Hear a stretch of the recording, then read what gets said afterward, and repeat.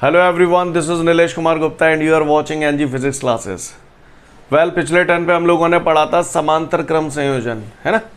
और समांतर क्रम संयोजन के बाद मैंने कुछ एक न्यूमेरिकल्स कराए थे, तकरीबन 2 न्यूमेरिकल्स मैंने करा दिए थे। और न्यूमेरिकल की उसी कड़ी में अब हम लोग आगे बढ़ेंगे। तैयार हैं हम सब लोग? चलिए, इसके बाद जो अगला क्वेश्चन है आपके नोट्सों में जो दिया है उसमें एक चित्र दिया हुआ है, तो फटाफट उस चित्र को सभी लोग अपनी अपनी कॉपी में बना लें। फुर्ती में उस चित्र को सेम टू सेम अपनी कॉपी में बना लें सभी लोग। मैं भी बनाता हूँ ऑन द बोर्ड, देखेंगे सभी लोग ध्यान से।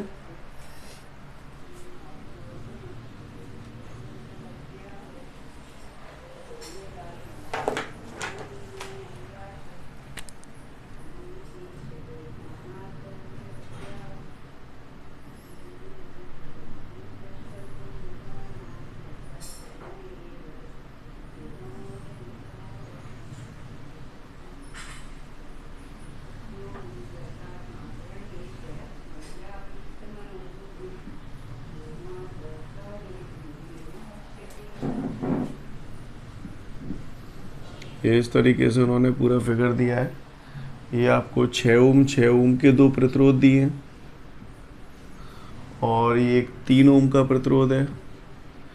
ये 2.5 ओम का प्रतिरोध है, यानी कि 2.5 ओम। और ये उन्होंने बिंदु डी दिया है, ये बिंदु बी, और आपका ये ए है। 2 एम्पियर की धारा बह रही है। चलिए समझते हैं हम लोग इस कहानी में वो हमसे क्या जानना चाहता है। ठीक है, सबसे पहले प्रश्न समझेंगे। मैंने जो बोर्ड पे चित्र बनाया है आपको साफ नज़र आ रहा है या नहीं, पहले तो ये बताओ। साफ नज़र आ रहा है, ठीक है, अच्छी बात है। तो गौर से देखेंगे सब लोग। ये चित्र वो आपको प्रश्न में दे रहा है और वो कह रहा है कि यहाँ से 2 एम्पियर की धारा आ रही है। 2 एम्पियर की धारा जैसे यहाँ आएगी, इसे 2 रास्ते दिखेंगे, कुछ इधर से निकल गई, कुछ इधर से निकल गई, और फिर इधर से बहती हुई ये इधर से आई, ये इधर से आई, और फाइनली दोनों मिलके ऐसे चली गई। कहानी समझ में आ रही है? ये उसने बिंदु दिए, ए बिंदु है, ये डी बिंदु है, ये बी बिंदु है। ठीक है, तो वो कह रहा है इस प्रश्न में कि ए और बी बिंदुओं के बीच तुल्य प्रतिरोध ज्ञात कीजिए। क्या ज्ञात करिए बेटा? तुल्य प्रतिरोध, यानी बिंदु ए और बिंदु बी के बीच का हमें तुल्य प्रतिरोध निकालना है। कहानी समझ में आ रही है आप लोगों को? और दूसरा कह रहा है बिंदु ए और बिंदु के बीच में विभवांतर कितना होगा, ये भी पूछ रहा है आपसे। ये 2 बातें पूछ रहा है। तो करें भैया शुरुआत हम लोग इस प्रश्न की। सब लोग तैयार हैं? चलिए, इसे मैंने R1 नाम दे दिया, इसे R2, इसे R3 और इसे मैंने R4 नाम दे दिया। सीन समझ में आ रहा है सभी को? तो यहां तक सीन क्लियर है सभी को? बढ़ूं आगे? चलो, ये दोनों कौन से क्रम में है जरा बताओ मुझे देख के। ये दोनों कौन से क्रम में है? श्रेणी क्रम में है या समांतर क्रम में है? समांतर क्रम में। दोनों को समांतर क्रम में जोड़ूंगा तो मुझे तुल्य प्रतिरोध निकालना है। तो गौर से देखेंगे, समांतर क्रम संयोजन में तुल्य प्रतिरोध का सूत्र हमें मालूम है बचपन से, R बराबर R1 R2 upon R1 plus R2। तो वही सूत्र लगा रहा हूँ, गौर से देखिएगा। R बराबर R1 R2 upon R1 plus R2। R1 है हमारे पास 6, R2 भी 6, तो 6 इंटू 6 अपॉन 6 प्लस 6, 6 छंग 36, 6 6 12, 12 ती 36, तो बराबर कितना आ गया? 3 ओम आ गया भैया। बराबर कितना आ गया? 3 ओम आ गया। तो मैंने इन दोनों की जगह हटा के, अब मैं इस चित्र को तोड़ रहा हूँ, अब मैंने इन दोनों की जगह हटा के केवल 3 ओम लगा दिया बेटा। R बराबर 3 ओम, R बराबर 3 ओम। फिर ये मैंने जोड़ा इसके साथ, ये है R3 बराबर 3 ओम। ये 2 एम्पियर की धारा आ रही है, ये ए पॉइंट है, ये बी पॉइंट है। वही सेम टू यू चित्र बना दिया मैंने बिल्कुल। ये 2.5 ओम है, R4 बराबर, और ये डी पॉइंट है। सीन क्लियर है भैया? ये इतना चित्र समझ में आया आप लोगों को? बोलो। कुछ नहीं किया मैंने, ये 2 समांतर क्रम में जुड़े हैं, इन दोनों का तुल्य प्रतिरोध निकाल दिया, तो ये मेरा आ गया R बराबर 3 ओम। तो मैंने इन दोनों को हटा के केवल R बराबर 3 ओम जोड़ा है। बात समझ में आ रही है भाई साहब आप लोगों को? आगे बढ़ते हैं। अगर इतनी बात आप लोगों के समझ में आ गई तो अगली बात पे आता हूँ। ये 3 ओम और ये 3 ओम दोनों समांतर क्रम में जुड़े हैं या श्रेणी क्रम में जुड़े हैं? समांतर क्रम में जुड़े हैं। तो इनसे फिर दोबारा मैंने इनका तुल्य प्रतिरोध निकाला, यही सूत्र फिर से लगा रहा हूँ। अब आप गौर से देखिएगा, मैंने अब लिखा जैसे R1 R2 अपन R1 प्लस R2 लिखा था, क्योंकि यहाँ R1 R2 थे। अब यहाँ R है और R3 है, तो R1 की जगह R आ जाएगा, R2 की जगह R3। बोलो भैया स्टेप समझ में आई? हाँ बराबर। अब इसको R नहीं लिख सकता क्योंकि R नाम इसे दे चुका हूँ, तो R डैश लिख दूँ, R डैश। बोलो भाई, अच्छी बात है। R का मान भी 3 है, R3 का मान भी 3 है, तो 3 गुणा 3 बटे 3 प्लस 3, 3 त्रिका 9, 3 और 3 6, 6 एकम 6, 6 एकम 6, बचे 3, दशमलव लगाया, 0 बढ़ाया, 6 पंजे 30, तो ये आ गया आपका 1.5 ओम। कहानी समझ में आ रही है भैया? बोलो, सीन क्लियर है? तो इन दोनों को हटा के अब मैंने यहाँ पर क्या किया, गौर से देखिएगा, इन दोनों को हटा के केवल एक जोड़ दूंगा, R डैश बराबर 1.5 ओम। तो गौर से देखिए, इन दोनों की जगह उठा के R डैश बराबर 1.5 ओम। सीन क्लियर है सभी को? इसके बगल से ये जुड़ा हुआ है, ये B पॉइंट है, ये धारा बह रही है, ये आपका है R4 बराबर 2.5 ओम, और यहाँ से 2 एम्पियर की धारा आ रही है, ये A पॉइंट है। ठीक है, क्लियर है? आगे बढ़ो। आप लोग को समझ में तो आ रहा है ना प्रॉपर? देख पा रहे हैं आप लोग प्रॉपर? आगे बढ़ते हैं। अब हमको दिख रहा है ये दोनों कौन से क्रम में, श्रेणी में या समांतर में? श्रेणी क्रम में। श्रेणी क्रम में तुल्य प्रतिरोध होता है R1 plus R2 plus R3। तो R1 की जगह हमारे पास R डैश है, R2 की जगह हमारे पास R4 है। बहुत तो कछु इतना है, बोलो भैया। तो इसका तुल्य प्रतिरोध, तो इसे R डैश लिखा है, इसे अब R डबल डैश लिख दो, या फिर A और B के बीच का टोटल प्रतिरोध निकालने तो ऐसे भी लिख देते हैं RAB बराबर। कहानी समझ में आ रही है? बोलो। तो RAB बराबर हमारा हो जाएगा बेटा, R डैश का मान मुझे दिखाई दे रहा है 1.5 ओम, R4 का मान मुझे दिखाई दे रहा है 2.5 ओम, 2.5 और 1.5 4, तो RAB बराबर हमारा आ गया 4 ओम। ये आ गया हमारा तुल्य प्रतिरोध। क्लियर? 4 ओम। अब मुझे विभवांतर निकालना है। क्या निकालना है बेटा? विभवांतर निकालना है। तो गौर से देखिएगा आप लोग सभी लोग, ठीक है? विभवांतर निकालते हैं। जब मैंने इन दोनों को सॉल्व किया तो इन दोनों का तुल्य प्रतिरोध मेरा कितना आ गया बेटा? RAB बराबर 4 ओम। तो इन दोनों की जगह हटा के मैंने केवल 1 लगा दिया, RAB बराबर 4 ओम। कहानी समझ में आ रही है आप लोगों को? चित्र दिखाई दे रहा है जो बना रहा हूँ बोर्ड पे? ये 2 एम्पियर का करंट आ रहा है, ये बिंदु A, ये बिंदु B। अब उसने पूछा A और B बिंदुओं के बीच विभवांतर कितना है? तो भैया मैं ज़्यादा पढ़ो लिखो बनाने पर मुझे तो एक मालूम है कि सूत्र होता है V बराबर IR। तो V बराबर I। अब प्रतिरोध, तो इन दोनों के बीच में प्रतिरोध RAB है, तो RAB। I धारा हो गई, धारा 2 एम्पियर है आपकी, RAB का मान आपने निकाल लिया है 4 ओम, 2 चौक 8, तो जो आंसर आ गया आपका V बराबर 8 वोल्ट। क्या रामायण समझ में आई आपको जो बोली गई वो? बोलो भैया, उतार लो फटाफट इसे फुर्ती में। इसके बाद हम लोगों के सामने अगला सवाल है, उसमें कह रहा है संलग्न चित्र में प्रदर्शित परिपथ में बिंदु A और B के बीच का तुल्य प्रतिरोध 5 ओम है, तो प्रतिरोध R का मान ज्ञात करो। इस प्रश्न में एक चित्र दे रहा है आपको, वो उसने ऐसा चित्र दिया है आपको। ये यहाँ पर 2 प्रतिरोध जुड़े हुए हैं, ये 4 ओम का प्रतिरोध कह रहा है और ये भी 4 ओम का प्रतिरोध कह रहा है, और ये भी एक प्रतिरोध जुड़ा हुआ है, वो R ओम का प्रतिरोध है। क्लियर? ऐसा चित्र में दे रहा है, और साथ साथ ये भी कह रहा है वो आपसे कि A और B के बीच में ये जितने भी प्रतिरोध जुड़े हुए हैं उनका तुल्य प्रतिरोध जो है वो 5 ओम है। ऐसा बोल रहा है प्रश्न में। कितना बोल रहा है? 5 ओम। तो कह रहा है R का मान ज्ञात करो। क्लियर? प्रश्न समझ में आया? फिर से बताता हूँ, 4 ओम के 2 प्रतिरोध और एक R ओम का प्रतिरोध, ये सब चित्र में दे रहा है आपको, प्रश्न में दे रहा है, और वो ये कह रहा है अगर A और B के बीच का तुल्य प्रतिरोध 5 ओम है तो इस R का मान ज्ञात करो।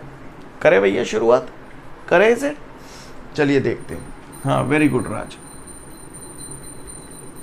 ये मैंने R1 नाम मान लिया, इसे मैंने R2 मान लिया, ठीक है। तो सबसे पहले मुझे दिख रहा है कि ये दोनों समांतर क्रम में जुड़े हुए हैं, है ना। और समांतर क्रम संयोजन में मुझे मालूम है तुल्य प्रतिरोध का सूत्र होता है R बराबर R1 R2 upon R1 plus R2, R1 R2 upon R1 plus R2। इसे R नाम नहीं दे सकता क्योंकि R इसे दे चुका हूँ, तो इसे ऐसे लिख दूँ R डैश। अब R1 भी 4 है, R2 भी 4 है, 4 इंटू 4 अपॉन 4 प्लस 4, 4 चौक 16, 4 और 4 8, 8 दूनी 16। R डैश बराबर कितना आ गया, 2 ओम आ गया बेटा। बात समझ में आई सभी को? R डैश बराबर कितना आ गया हमारा, 2 ओम। यहाँ तक बात समझ में आई सभी को? आगे बढ़ो। अब मैंने क्या किया, ये इन दोनों की जगह हटा के केवल R डैश बराबर 2 ओम लगा दिया, तो ये चित्र वैसे फूट जाएगा। इन दोनों की जगह आ गया R डैश बराबर 2 ओम, और इसी के साथ साथ यहाँ पर ये R भी जुड़ा हुआ है और ये B पॉइंट। अब ये दोनों कौन से क्रम में जुड़े हुए हैं, श्रेणी क्रम में जुड़े हुए हैं। और मुझे मालूम है श्रेणी क्रम में तुल्य प्रतिरोध का सूत्र होता है R1 plus R2 plus R3। R1 की जगह R डैश है, R2 की जगह R है, रख दिया मैंने, क्लियर बराबर। अब यहाँ R नाम तो दे नहीं सकता, तो इसे ऐसे लिख दूँ RAB, A और B के बीच का तुल्य प्रतिरोध है ये, है ना। बात समझ में आ रही है सभी को? बोलो भैया। ओके, RAB को मान माने 2 है, हमें 5 ओम। R डैश हम निकाल चुके हैं 2, R मुझे चाहिए 2, जालंग आ जाओ तो 5 माइनस 2 यानी कि 3 है जाओ, बोलो 2 जालंग आए माइनस के है गई, तो R बराबर त्याई है गई, 5 में से 2 गई 3 ओम। कहानी समझ में आई? बोलो भैया, उतार लो फटाफट इसे। वेल इसके बाद जो अगला प्रश्न हम लोगों को दिया गया है उसमें कह रहा है चित्र में बैटरी से ली गई धारा की गणना करो। चित्र में बैटरी से ली गई धारा की गणना करो। तो गौर से देखें, इसमें प्रश्न में हमको एक चित्र दिया गया है बेटा। प्रश्न में हमको क्या किया गया है, एक चित्र दिया गया है ऐसा, जो मैं बना रहा हूं बोर्ड पे। ये देखिए, ऐसा एक चित्र दिया गया है हमें। इसमें प्रतिरोध लगे हुए, एक प्रतिरोध ये लगा हुआ है, एक प्रतिरोध ये लगा हुआ है, और एक प्रतिरोध ये लगा हुआ है, ठीक है जी। एक प्रतिरोध ये लगा हुआ है। इस त्रिभुज को नाम दे दिया ABC, और यहां पर जुड़ी हुई है बेटा बैटरी, 2 वोल्ट की बैटरी है। तो कह रहा है इस बैटरी द्वारा ली गई धारा की गणना कीजिए। प्रश्न समझ में आ गया? और ये 3 प्रतिरोध दे रहा है आपको, 30 ओम, 30 ओम और 30 ओम, ये 3 प्रतिरोध दे रहा है आपको। कहानी समझ में आई? पहले तो मुझे बताओ, चित्र दिखाई दे रहा हो बोर्ड पे प्रॉपर? ठीक है, तो वो यहाँ पर 30-30 ओम के 3 प्रतिरोध दे रहा है, और वो कह रहा है बैटरी द्वारा ली गई धारा की गणना कीजिए। प्रश्न समझ में आ गया भैया? बोलो। और ये 2 वोल्ट की बैटरी दे रहा हो तुम्हें, तो आ जाओ लल्ला। इसको गौर से देखो, यहां पर सभी लोग, बैटरी का एक सिरा तो बिंदु A से जुड़ा हुआ है और बैटरी का दूसरा सिरा बिंदु C से जुड़ा हुआ है, यानी यहाँ पर मेन पॉइंट है A और C। B लिखा जरूर है लेकिन B की कोई औकात नहीं है यहाँ पे। समझ में आ रही है बात? मेन पॉइंट कौन से? A और C। समझ में आ रही है बात? बोलो भैया, बोलो। अब जरा गौर से देखिए, ये जो मैंने आपके सामने चित्र बनाया है, ये दोनों प्रतिरोध कौन से क्रम में जुड़े हैं, श्रेणी में या समांतर में? श्रेणी में जुड़े हैं। अब जय तारे में जहाँ बीच में थे मोड़ दूं तो जो नजारो ऐसो है जाओ, बोलो भैया, है जाओ कि नहीं है जाओ? तारे अगर मोड़ दूं बीच में थे तो बोलो। तो जाको मतलब जे प्रतिरोध ये 2 जे कौन से क्रम में जुड़े हैं, श्रेणी में जुड़े हैं या समांतर में जुड़े हैं?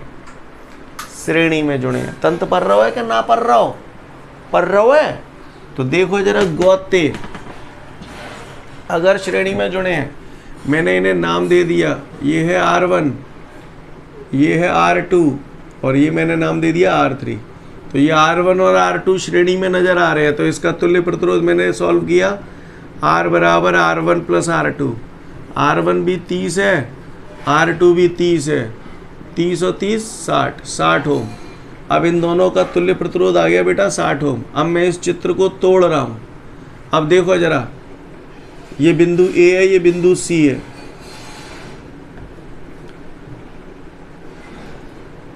ये बिंदु ए, ये बिंदु सी। ए और सी के बीच में प्रतिरोध जुड़ा है R3 बराबर 30 ओम। ठीक है भैया। अब ये पूरा जो आइटम है इसको मैंने उठा के इसकी जगह R बराबर 60 ओम लगा दिया। ये देखिए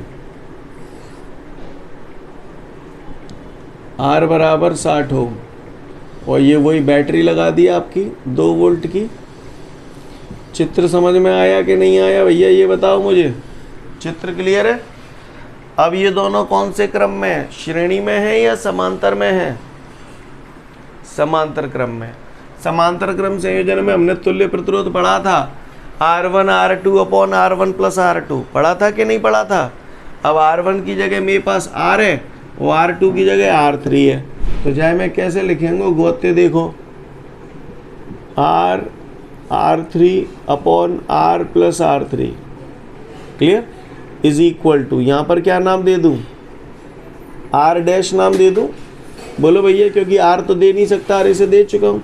या R सफिक्स में AC भी लिख सकता हूँ, कुछ भी लिख लो, बात एक ही है। क्लियर? चलूँ आगे। R 60 है, R3 30 है, फिर 60 प्लस 30, तो 60 गुणा 30 बटे 60 और 30 90, 30 3 90, 3 एकम 3, 3 दूनी 6 बराबर 20 ओम। R डैश बराबर 20 ओम। यानी इन दो गुण ने अगर फूट देंगो तो अब ये चित्र ऐसे फूट ही जाएगो। इन दो गुण की बजाय केवल कितने लगा देंगे? R डैश बराबर 20 ओम। तो ये देखिए जरा गौर से, ये हो गया हमारा R डैश बराबर 20 ओम। सीन क्लियर है सभी को? भाषा समझ में आ रही है कि नहीं आ रही है?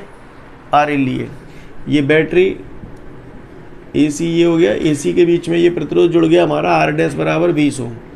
अब ये बैटरी लगा दो, 2 वोल्ट की बैटरी है। धारा पूछ रहे हो पट्टा, तो भैया मैं तो बचपन में पढ़ गया तो धारा का सूत्र I बराबर V अपॉन R। बोलो I बराबर V upon R। V R जहाँ में कितने जोड़ो R डैश, तो R डैश लिखते ही चमका दो। अब बताओ V कितने के विभव? 2 वोल्ट की बैटरी है तो 2, R डैश है 20। बोलो 2 एकम 2, 2 ही ढाई 20, 1/10, 1/10 का मतलब 0.1 एम्पियर। तो यानी आपकी धारा आ गई I बराबर 0.1 एम्पियर। क्या मैं उम्मीद करूंगा आप लोग मेरी बात को समझ गए बेटा? उतार लो फटाफट इसे फुर्ती में। वेल, इस प्रश्न के बाद अब हमारे सामने अगला प्रश्न है। उसमें आपको एक चित्र दिया गया है और चित्र में आपको इस प्रकार का चित्र बनाया गया है। ये 10 ओम का प्रतिरोध है और फिर आपको ऐसे करके ये जोड़े गए हैं। ये बिंदु A है, ये बिंदु B है ना? बिंदु A B 10 ओम, और फिर ये ऐसे करके ये दिया हुआ है और ये दिया गया है।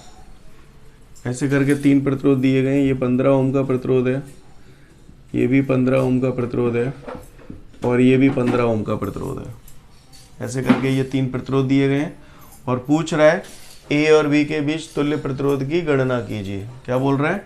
A और B के बीच तुल्य प्रतिरोध की गणना कीजिए, ये उसका प्रश्न है। चित्र दिखाई दे रहा है आप सभी को प्रॉपर? क्लियर? मैं फिर से बोल रहा हूँ आपको, उसने इस प्रश्न में कुछ नहीं है, ये चित्र आपको दे दिया है। कह रहा है बिंदु A और बिंदु के बीच, बिंदु A और बिंदु B के बीच ये जितने भी प्रतिरोध हैं उन सभी का तुल्य प्रतिरोध ज्ञात करिए। A और B के बीच का तुल्य प्रतिरोध ज्ञात करिए। करें भैया शुरुआत? हाँ, तो चलिए शुरुआत करते हैं। हम लोग इसे समझने की कोशिश करते हैं। आपको याद है आपने एक समय पे ये पढ़ा था कि भैया ये एक प्रतिरोध है, ये एक प्रतिरोध है और ये एक प्रतिरोध है। ठीक है, प्रत्येक प्रतिरोध के एक एक सिरे को आपस में जोड़ दिया गया है और प्रत्येक प्रतिरोध के दूसरे सिरे को आपस में जोड़ दिया गया है। पढ़ा था आपने, याद है आपको? ये कौन सा क्रम था बेटा? श्रेणी क्रम था या समांतर क्रम था? समांतर क्रम था। समझ में आती है बात आपको? अब इस चित्र को आप ध्यान से देखना, इन 3 प्रतिरोधों पर फोकस करो। ठीक है, मैंने इन्हें नाम दे दिए हैं फिलहाल। इसे मैंने R1 नाम दे दिया, इसे मैंने R2 नाम दे दिया, इसे R3 नाम दे दिया, इसे R4 नाम दे दिया। ठीक है, अब आप गौर से देखें इन तीनों प्रतिरोधों के, इन तीनों प्रतिरोधों के पहला सिरा, पहला सिरा, पहला सिरा, ये आपस में जुड़ गए। बोलो भैया, तीनों प्रतिरोधों के पहले सिरे आपस में जुड़े हैं और तीनों प्रतिरोधों के दूसरे सिरे वो भी आपस में जुड़े हैं। बोलो भैया, चित्र समझ में आ रहा है? तो ये तीन प्रतिरोध जो हैं, ये और ये श्रेणी क्रम में जुड़े हैं या समांतर क्रम में जुड़े हैं? समांतर क्रम में जुड़े हैं। ये बात आपको समझ में आती है कि क्यों बोल रहा हूं समांतर क्रम? इस चित्र के मार्फत मैंने ये समझाने की कोशिश की है, आपको समझ में आ गई? क्लियर? चलो तो फिर क्या है, निपटा दो इसको। चूंकि तीनों प्रतिरोध समांतर क्रम में जुड़े हुए हैं इसलिए हमें मालूम है, हम तो बचपन से जान रहे हैं, समांतर क्रम संयोजन में तुल्य प्रतिरोध का सूत्र होता है 1/R बराबर 1/R1 plus 1/R2 plus 1/R3। चमका दो, अब क्या है, R1 R2 R3 तीनों 15 है, R1 की जगह 15, R2 की जगह 15, R3 की जगह 15, 1/15 1/15 लिवाग लगन दो, 15 LCM आएगा 1 प्लस 1 प्लस 1, तो 1/R बराबर 1 और 1 2 और 1 3, 3/15, 3 एकम 3 3 15, 1/R बराबर 1/5 आ गया कि नहीं? तो इसे पलटूंगा तो ये भी पलटेगा, तो R बराबर कितना हो गया, 5 ओम हो गया बेटा। बोला, इतनी बात समझ में आई? तो मैंने इन तीनों को हटा के, इन तीनों को यहाँ से हटा दूंगा और हटाने के बाद यहाँ पर क्या लाऊंगा, गौर से देखिएगा, ए वैसा की वैसा, R4 बराबर 10 ओम। ठीक है, अब मैंने क्या किया, इन तीनों को हटा के केवल R बराबर 5 ओम लगा दिया। ठीक है, और ये बी पॉइंट हो गया। चित्र समझ में आया भैया? बोलो, R बराबर 5 ओम। सीन क्लियर है? समझ में आ रही है बात? कोई दिक्कत? आगे बढ़ता हूं। अगर ये बात समझ में आ रही है तो आप जरा इस चित्र को देख के बताना ये कैसे जुड़े हुए हैं। देखो जरा जोड़ने का तरीका, पहले प्रतिरोध का दूसरा सिरा दूसरे प्रतिरोध के पहले सिरे से जुड़ा हुआ है। ये कौन सा क्रम लग रहा है आपको? श्रेणी क्रम लग रहा है या समांतर क्रम लग रहा है? श्रेणी क्रम लग रहा है। श्रेणी क्रम लग रहा है तो फिर इसका तुल्य प्रतिरोध निकालते हैं। ए और बी के बीच का तुल्य प्रतिरोध RAB बराबर, तो मुझे मालूम है क्या सूत्र होता है, R1 plus R2 plus R3, है ना? तो RAB बराबर, गौर से देखें, R1 की जगह R4 है, वो R2 की जगह R है। चमका दो, R4 का मान 10 है, R का मान 5 है, 10 और 5 15 ओम। ये आ गया हमारा आंसर, RAB बराबर 15 ओम। क्या मैं उम्मीद करूं बात समझ में आई बेटा आप लोगों को? उतार लो फटाफट इसे फुर्ती में। अगला आपसे पूछ रहा है विद्युत ऊर्जा से आप क्या समझते हैं, समझाइए तथा इसके लिए आवश्यक व्यंजक स्थापित कीजिए। विद्युत ऊर्जा क्या होती है 5-7 मिनट बाद बताऊंगा आपको। फिलहाल विद्युत ऊर्जा गई तेल लेने, इसके लिए अब अपन सूत्र की स्थापना करते हैं। याद है आपने चैप्टर नंबर 2 पढ़ा था, वहां पर एक सूत्र पढ़ाया गया था आपको, W बराबर क्यों बे, याद है? W बराबर QV। चलिए देखते जाइए अब ध्यान से आप लोग, है ना? तो मैंने ये सूत्र पढ़ा था बेटा, W बराबर QV। मैं बखूबी जानता हूं W बराबर QV। अब मैंने बचपन में यार ये भी पढ़ लिया था, Q बराबर IT, बचपन में बताई थी। बोलो भैया, तो Q की जगह IT रख देंगे तो ये का नज़ारा हो जाएगा, V बेसो की बेसो और Q की जगह IT। का गलत कर दो मैंने, लाला रे कचू गलत कर दो, बोलो। तो अब सुनो, अब मैं आपको टारगेट दे रहा हूं, अब आपको करना है, मैं नहीं करूंगा, ठीक है? ये आपके सामने W बराबर VIT आ गया। मैं आपको 10 सेकंड का समय देता हूं, आपको इससे ये लेके आना है, ठीक है? मैं आपके वीडियो को रोक रहा हूं, फटाफट जल्दी से इसे ला के आओ, इससे ये लेके आना है आपको। करो कोशिश फटाफट, फिर मैं तो बताऊंगा ही बताऊंगा। चलिए देखते हैं, अगर आ गया तो अच्छी बात है, नहीं आया तो ऑन द बोर्ड देखें। मुझे मालूम है, मुझे गौर से देखिए, W है तो W है, तो बिल्कुल टच मत करो।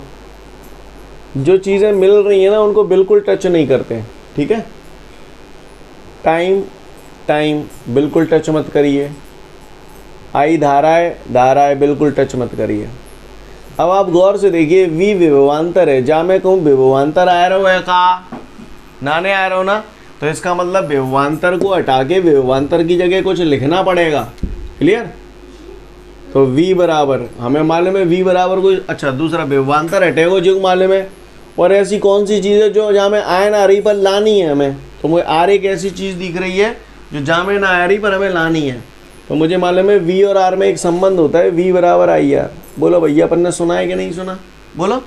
तो इससे क्या होगा, v की जगह आई आर रख देंगे अपन। तो गौर से देखिएगा, w बराबर v की जगह आई आर रख दिया और ये आई टी पैसों की पैसों। आप देखिए i into I square, R T पैसों की पैसों है वो। समझ में ही नहीं आई होगी बिना। क्लियर है? बात समझ में आ रही है सभी को यहाँ तक? किसी को कोई परेशानी? बोलो। चलो अच्छी बात है। तो फिर से एक और टारगेट दूं, करोगे पूरा? ठीक है, तो करके बताओ। अब आपके सामने ये आ चुका है, ये वाला स्टेप। ठीक है, अब आपको इस स्टेप से ये लाना है। क्लियर? क्या स्टेप लाना है? ये लाना है आपको। देखें कौन सा लाभ है होम्योपैथी। W बराबर v square t upon r, इससे ये लेके आना है। क्लियर? वीडियो को पॉज करो और करो फटाफट इसे। चलो, जिनका आ गया अच्छी बात है, जिनका नहीं आया ऑन द बोर्ड देखें। सभी लोग ध्यान से देखिएगा यहाँ पर। अगर इतनी बात आप लोगों को क्लियर हो गई तो यहाँ देखो, W है तो W है, ठीक है। T समय है तो T समय है। कौन सी चीज़ कहाँ आ रही है, कितनी बार आ रही है, वो मैटर नहीं करता। समझ रहे हैं ना मेरी बात को? प्रतिरोध है तो प्रतिरोध है। अब जैसे इसमें प्रतिरोध अंश में आ रहा है, यहाँ हर में आ रहा है, उसकी कोई टेंशन नहीं, वो तो सब अपने आप सेट हो जाएगा अभ्याल। अब मुझे दिख रहा है यहाँ आई आ रहा है लेकिन इसमें आई नहीं आ रहा है, तो इसका मतलब ये है कि मुझे आई उड़ाना है। आई का कुछ ना कुछ मान रखना पड़ेगा, है ना। और साथ साथ मैं ये भी चाहूँगा आई भी हट जाए और आ क्या जाए। आ क्या जाए आप बताओ? ऐसी कौन सी चीज़ है जिसके इसमें दर्शन ही नहीं हो रहे पर यहाँ चाहिए? तो मुझे दिख रहा है वी आ जाए, है ना। तो मुझे मालूम है, मैंने पढ़ा था ऐसा कौन सा सूत्र है जिसमें आई और वी दोनों आते हैं। तो मुझे मालूम है v बराबर आई आर होता है। तो i बराबर यहाँ से निकालेंगे तो v अपॉन आर रह जाएगी। जानते हैं हम लोग इस सूत्र को, i बराबर v अपॉन आर। बोलो भैया। तो वह चमका दो, i की जगह रख दो v अपॉन आर। तो i की जगह v अपॉन आर रखूँगा। अब चूंकि i का वर्ग है तो ये ऐसे हो जाएगा v square upon r square. बोलो भैया, सही जा रहा हूँ मैं? v square upon r square क्यों लिखा है? तंत्र पढ़ रहा हो है कि ना पढ़ रहा हो? पढ़ रहा हो है। आर वैसा की वैसा, टी वैसा की वैसा, आर से स्क्वायर कट जाएगा तो v square t upon r, ये आ गया अपना। क्या ये बात समझ में आई आपको? बोलो भैया। W के कितने सूत्र आ गए आपके पास? W बराबर क्यू वी होता ही है, चैप्टर 2 में पढ़ा था। फिर दूसरा आ गया वी आई टी, तीसरा आ गया आई स्क्वायर आर टी, चौथा आ गया v square t upon r. Clear? आपको इनको एक से दूसरे में लाना आना चाहिए, कन्वर्ट करना आना चाहिए एक दूसरे में। समझ में आई बात? बोलो भैया, इतनी बात समझ में आई? ये जो आपने सूत्रों का निर्माण किया ये कुछ और नहीं है, विद्युत ऊर्जा होती है। अब हम लोग समझते हैं विद्युत ऊर्जा होती क्या है। क्लियर? यही प्रश्न था हमारा, विद्युत ऊर्जा से आप क्या समझते हैं। विद्युत ऊर्जा गई तेल लेने। पहले तुम मुझे बताओ, तुम खूब जानते हो जब किसी चालक तार में आप धारा प्रवाहित करते हो तो तार गर्म हो जाता है, यानी जो विद्युत ऊर्जा खर्च होती है वो हमें काय के रूप में प्राप्त होती है? ऊष्मा के रूप में प्राप्त होती है ना। तो इसका मतलब ये जो जितनी भी ऊर्जा दे रहे हो, जितना भी कार्य कर रहे हो, इसको हम लोग ऊष्मा भी बोलते हैं। तो H का मतलब हीट, हीट माने ऊष्मा। ठीक है, समझने की कोशिश करना, गौर से देखिए। ये चित्र मैं रोज जैसा आपके सामने बनाता था, आज फिर बना रहा हूँ। ये देखिए, ये एक चालक है, चालक के सिरों पर मैंने ये बैटरी लगा दी, यानी बैटरी से विभवांतर लगा रहा हूँ, 20 वोल्ट का विभवांतर आरोपित कर रहा हूँ चालक के सिरों पर। जैसे ही बैटरी लगा दी जाती है तो यहाँ पर एक विद्युत क्षेत्र आरोपित हो जाता है बैटरी की वजह से। बोलो भैया, क्योंकि ये धन सिरा है, ये ऋण सिरा है, धारा ऐसे ही तो बहती है, तो विद्युत क्षेत्र की दिशा धन से ऋण। समझ में आ रहा है ना? ये चित्र रोज बनाता हूँ भैया। आप बोलते थे चालक सर छोटे छोटे परमाणुओं से मिलकर बना होता है। ये सब बातें क्लियर हैं आपको? इस चित्र के बारे में मैंने रोज बात की थी आपसे, चैप्टर 3 जब शुरू किया था, तो पॉइंट तक करता रहूँगा। सीन क्लियर है यहाँ तक? अब आप गौर से देखिए, आप ही बताओ, मैं क्या बताऊँ। ये इलेक्ट्रॉन है, किस तरफ जा रहा है? किस तरफ जाएगा इलेक्ट्रॉन? तो हम सभी को मालूम है ये जो इलेक्ट्रॉन होता है वो बाहरी विद्युत क्षेत्र की विपरीत दिशा में गति करता है। सही बोल रहा हूँ? जब विपरीत दिशा में गति करेगा तो धमाक करके इससे टकराएगा, टकराएगा। तो इसे जो ऊर्जा मिली है बाहरी विद्युत क्षेत्र की वजह से, और बाहरी विद्युत क्षेत्र किसकी वजह से लगाया जा रहा है? बैटरी की वजह से।